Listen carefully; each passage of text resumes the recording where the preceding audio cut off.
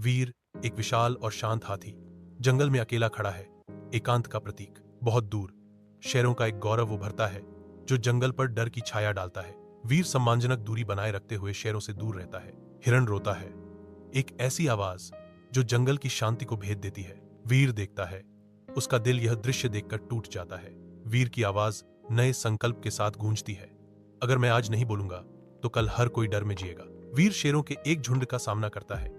उनकी आंखें भूख और गुस्से से जल रही हैं क्योंकि वे उसे घेरते हैं। वीर एक चीख छोड़ता है जो उनके नीचे की जमीन को हिला देती है। शेर हमला करते हैं, लेकिन वीर उन्हें एक एक करके पटक देता है, कुछ को अपने पैरों से कुचल देता है। परिणाम स्वरूप शेर या तो डर से भाग जाते हैं या फिर निष्क्रिय होकर पड़े रहते हैं, पराजित। जंगल वीर को घेरते हुए जानवरों की आवाजों की एक सिम्फनी के साथ गूंजता है, जिसे अब उनके रक्षक के रूप में सराहा जाता है। वीर अब अकेला नहीं है, वह जंगल के जानवरों से घिरा हुआ है।